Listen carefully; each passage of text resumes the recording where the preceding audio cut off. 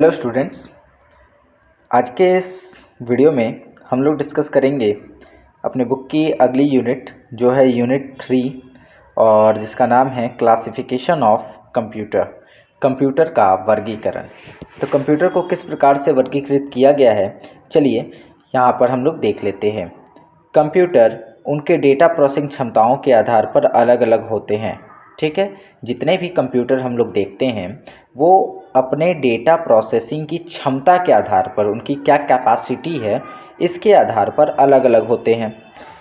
वे जो वे उद्देश्य data handling और कार्य क्षमता के अनुसार वर्गीकृत किया गया है। मतलब कि कंप्यूटर को जो है उनको डेटा को हैंडल करने के हिसाब से या उनकी कार्य करने की क्षमता के हिसाब से अलग अलग भागों में बांटा गया है। तो सबसे पहले हम लोग बात करेंगे कंप्यूटर के पार्ट्स की, कंप्यूटर के क्लासिफिकेशन की, और वो भी क्लासिफिकेशन किसके आधार पर होगा, तो वो होगा फंक्शनैलिटी वाइज। ठीक है, फंक्शन के आधार पे, कंप्यूटर के काम करने की क्षमता के आधार पर कंप्यूटर को कितने भागों में बांटा गया है, उसके फंक्शनैलिटी के हिसाब से कंप्यूटर को कितने भागों में बांटा गया है, आइए देख लेते हैं। तो सबसे पहले अगर हम बात करें तो कंप्यूटर जो है क्या लिखा है कि various types of computers process the data in different manners. अलग अलग प्रकार के जो कंप्यूटर होते हैं वो डेटा को अलग अलग तरीके से जो है प्रोसेस करते हैं।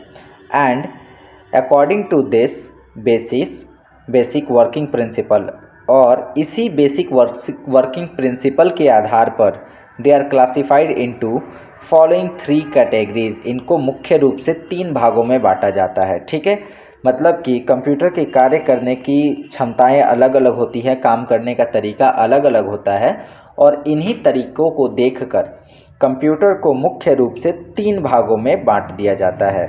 कौन से हैं ये 3 भाग, चलिए बात करते हैं। सबसे पहले अगर हम बात करें तो कंप्यूटर को एनालॉग कंप्यूटर की श्रेणी में रखा जाता है। एनालॉग कंप्यूटर वे कंप्यूटर होते हैं जो किसी भी डेटा को सिग्नल के रूप में प्रोवाइड करें।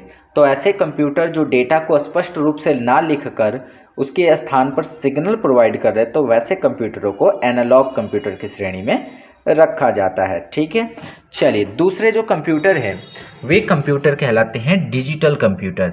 डिजिटल कंप्यूटर वे कंप्यूटर जो हम और आप आजकल यूज़ कर रहे हैं, वे सभी कंप्यूटर क्या कहलाते हैं, डिजिटल कंप्यूटर कहलाते हैं। तो कुछ कंप्यूटरों को एनालॉग की कैटेगरी में रखा जाता है और कुछ कंप्यूटरों को जो है डिजिटल कंप्यूटर की कैटेगरी में रखा जाता है।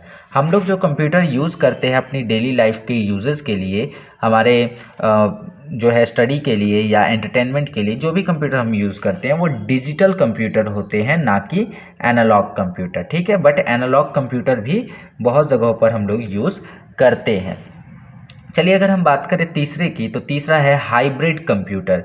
हाइब्रिड कंप्यूटर उसे कहते हैं जिसके अंदर दोनों की खूबियां मौजूद हो, जो एनालॉग कंप्यूटर की तरह भी काम करे और डिजिटल कंप्यूटर की तरह भी काम करे।